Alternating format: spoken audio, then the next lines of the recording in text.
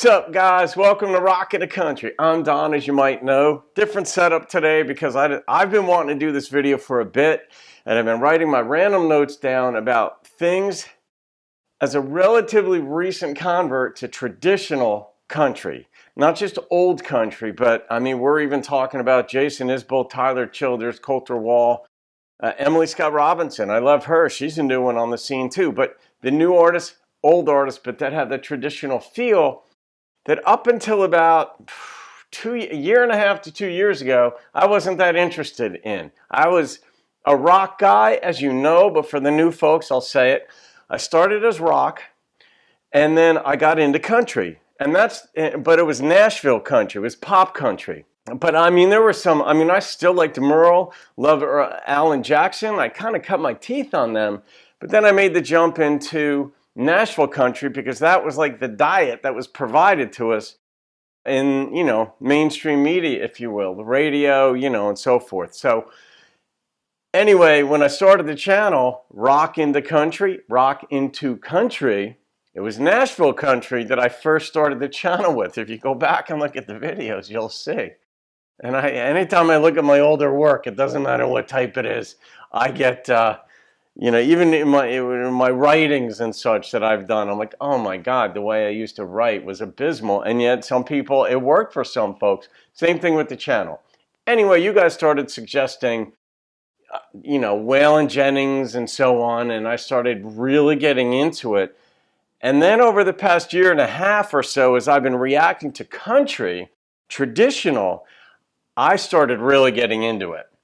And now the depth of it has shocked me. It's one of these things in life when you realize that you were so mistaken about something earlier in life and you had like a prejudice against it. It's just prejudging.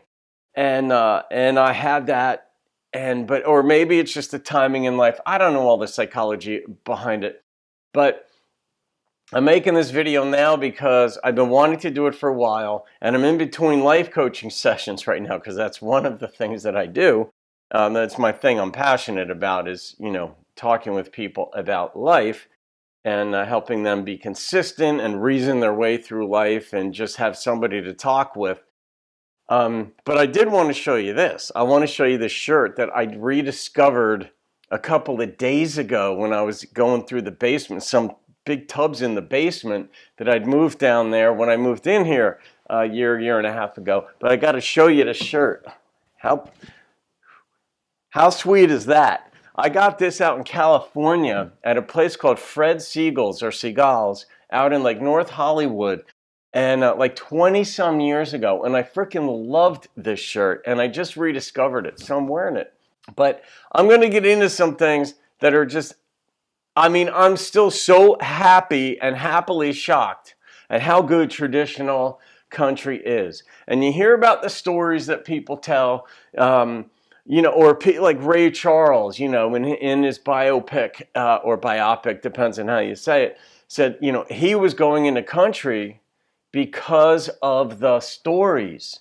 Then he had drug issues and so on. But anybody who's into country or just gets into it is astounded by the stories. Everybody will tell you it's about the stories, but it's about the music supporting those stories. In rock, the music comes at you hard, fast, and I like that sometimes. I love Freebird still to this day, 40 years later since it came out. Those jams when the three guitarists get to going and Billy Powell, I love that. But my passion now is the stories and the way the instruments are brought in at certain times to support it, to give you that feel. Alison Krauss on the fiddle with that angelic voice. So I'm just thrilled. So that's what I'm going to be doing, just to point out to anybody, to proselytize, right, David E.? I'm proselytizing traditional country music, and we'll see where that goes. But firstly, traditional country is deep. It's a thinking, feeling person's genre of music. The idea that it's just a slow yodeling thing for backwoods folks is so misguided. The intellect that I've discovered in the year and a half that exists in that genre is, and some of it is so subtle, and that's partly what makes it so brilliant, that it could just go right past you and you wouldn't even know that you were just given a diamond. You wouldn't even know it if you weren't looking for it, but it's there. And that's what I started to discover as I was listening to the lyrics. I mean, you could tell I'm pretty amped up right now because I've been wanting to do this for a while. That I'm even doing it at my kitchen table. This is my favorite, probably my favorite place in the house because I love this table. It's like this real thick, beautiful wood. But like contrary to public perception, even people, people who I know are in the Nashville country that I talk with about traditional country, family members, friends, their friends, and they're like, oh no, that's, just too boring or whatever. I'm like, you've got no idea. Give it a shot. You'll see those stories, the way they're being told and how those artists and lyricists are presenting the story to you. You give it a chance, you calm down and become a bit more patient, and you'll be given a gift that you can't even believe has existed and at your fingertips your whole life and didn't take advantage of it. Oh, and here's one thing. I have loved how the songs have a chance to be developed without being rushed. Like the long phrases, Jason Isbell will deliver a line and they may not come in for another minute or 30 seconds to either finish it or twist it or add more to it. And the instrumentation along the way is brilliantly patient in giving your heart and your mind, your soul, whatever, all of it, this chance to experience it, to catch up to it, to feel it. And so there's nothing being rushed in it. And I'm like a word nerd, I guess. Like I seriously listen to seminars on punctuation, on grammar. I'm talking like 12, 18-hour seminars on what you can do with a comma. Like such a freaking nerd. But I love that. That's one of my spaces where I marvel at how we communicate and those aspects of it.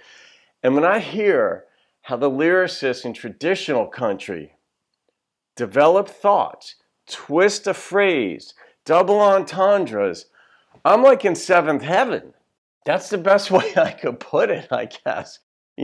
For those of you who grew up with it, it may not strike you the way it does me because I came to it later in life and I'm coming to it as a grown man, which is questionable at times according to my nieces and nephews, but that's my job and my right to not be a grown man around them. But you guys grew up with it. I didn't. I came to it as an adult and it just was like this blunt force instrument and a scalpel all at the same time as I started seeing what was going on in it. And I still stand in amazement. And I imagine I will to the day I die that this genre of music is here. Yeah. Yeah. Oh, yeah. Like the lyricists, they're like poets because like poets have to be so concise, unless it's a John Milton, Paradise Lost, Paradise Regained, thing. Very concise. And so you have to choose your words very carefully. And there are times where I just feel like I'm punch drunk listening to a song because I do mostly reactions. I don't know these. Purposely, I don't invest myself outside of the channel for the most part in listening to songs that I haven't heard because I want them to be fresh on camera. And so on camera, what you're seeing sometimes is true wonderment at how on God's green earth did somebody come up with a lyric that they just came up with, whatever it may have been, or delivered it with the elegance and eloquence that they do. Just absolutely astounding. Oh, and this sort of, I kind of mentioned it in a different way, but there's no yelling in country, in traditional country. There's nothing jammed down your throat. You get the chance to think about it, to feel it, to imbibe it, to compare it to your own experiences. And that's partly how I rate the songs that, when I give the rating for most of the songs at the end of them, that part of it is based on what did I just experience. It's like some things just move you in a way, and I try to articulate what's going on with me and why.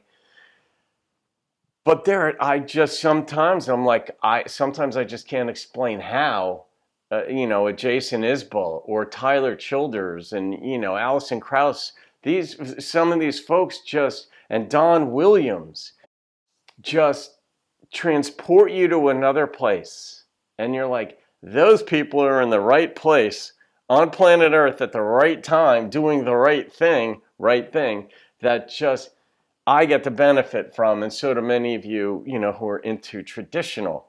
The songs allow me to live in the moment. That's one of the things that they're so impactful. And I've become a more patient person, by design. I still have family members who are not patient. I grew up with them, so same environment, same state of New Jersey, and they're still pretty hyper.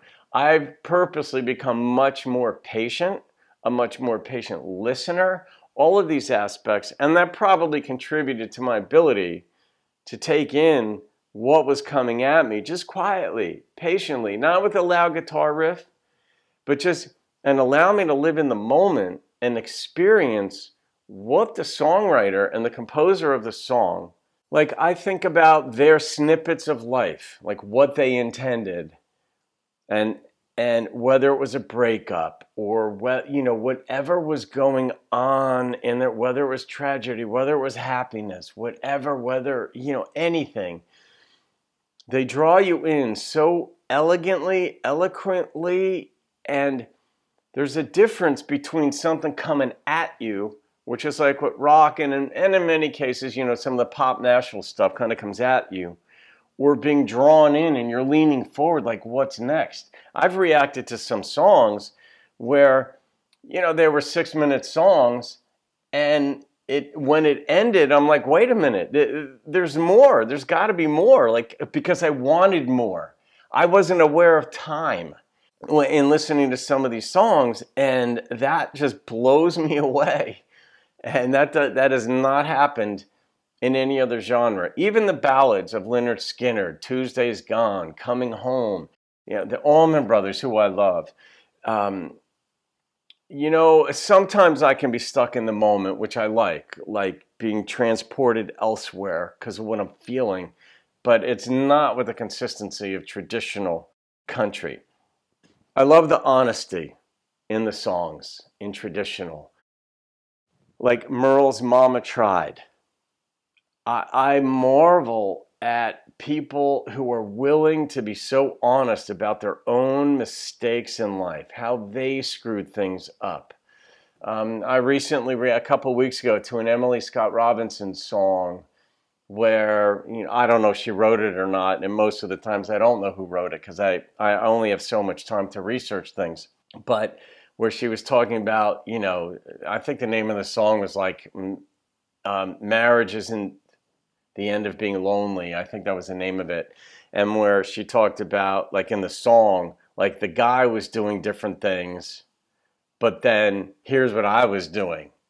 And drinking and probably making him scared in ways, and it didn't work. And that honesty about it's me, oh Lord type of thing, like that's such a healthy place to be. It's a scary place to be. But once you get used to seeing yourself, sometimes in a negative light, because we've all got those things, that it frees us. And country will show the way, whether you're looking for it or not. This will show the way. Another thing is I sometimes feel like I'm having a conversation with the artist themselves when I'm listening to the song. It just strikes me sometimes as so real, so authentic, so well presented. Nothing is trying to be sold to me. I've mentioned that a lot of times in my reactions. I don't feel like I'm being sold anything when I'm listening to country, like traditional, authentic country. I just don't feel that way. And I can't say that about other genres. Sometimes I feel the pop element because it's there, because it appeals to more people. It might be a fun show in concert, song to do in concert, but I don't feel it. And there are times where I got my headphones on and I'm reacting to the song, or sometimes I'll be driving down the road. I'll listen to like a Waylon Jennings song or Merle, sometimes Alan, and I feel like I'm having a conversation with them, but I'm just on the listening end of it. But it's almost like I feel like they're right there with me. Like it's that comfortable an experience, that real, that authentic. It's irreplaceable when you get that. Another thing is sometimes the songs are hilarious, like totally catch me off guard. Jerry Reed. I remember practically crying, laughing so hard through some unexpected twists. What are some other good ones? I don't know. Alan Jackson is pretty funny sometimes too. Brad Paisley is hilarious sometimes. His like cigar song was hilarious about he took out an insurance policy on them and all that. But they're hilarious, but still patient as you're listening to them, so you get to see the ludicrousness of these songs. What was Jerry Reed's song? Was it like Amos Moses? I think that was one of them. But you know, he's funny. On the other end, you've got the songs that you will cry, like Red Sylvain's Teddy Bear. And I mean, that's one of the highest ratings I'd given to a song. But you guys have asked me to do the follow-up song to that, like Teddy's Last Ride or something like that. And I'm not ready for that one yet. I don't mind being I'm not a crier, but you know, everybody has things that'll make you cry, but I'm just sometimes I'm like, oh my gosh, I don't want to do too many crying songs, because anytime I do a super emotional song, I'll get 20 requests right away. Oh, you've got to do this one. If you thought that one made you feel, I'm like, I can't do 20 or 10 or 5 of those songs in a row. That would be too sad, you know? And I guess like I'll conclude it with this. And these were just thoughts that I wrote down over the last month and a half or so, 2 months, just random thoughts as they struck me about some new aspect of traditional that I like just resonated. So I wrote it down. But, you know, when I listen to traditional country, when I listen to Western, when I listen to some bluegrass, it dawns on me that I'm getting like the earth and not a fashion show. That's like, I guess the best way that I can encapsulate it right now, that it just feels to me like I feel real. I don't feel polluted. You know, maybe that's too crass a word, but I just feel like it's like just, you know, the real thing. It's not a fashion show.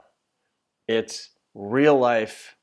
And, you know, other genres, rock, Nashville country, you know, the pop stuff, there are real stories in there too, but they're presented in a way that doesn't go the extra, I don't know, me, traditional country goes the extra foot. You know, maybe that's all it takes is another foot, not an extra mile, but an extra foot to reach that extra human level within us. So, there are lots of new artists coming up too that I'm looking forward to hearing and seeing their careers go. We already know about Tyler Childers. We know about, you know, Jason Isbell. He's been around for a while anyway. But, you know, the Coulter Walls of the world and the Emily Scott Robinsons, I've mentioned them. These guys I'm looking forward to. Mo Pitney, you know, and his sister, Holly McCubbin. I just look forward to this, and I'll always be listening to these others. So thanks to you guys. I hope you enjoyed that. That was just a lot of fun. I had to put that out there. Share it with your friends too, because if they're not into traditional, let them know. A Jersey boy got into it before they did. All right, guys, that's it. I will totally see you on another video. Have a great day. Keep rocking the country.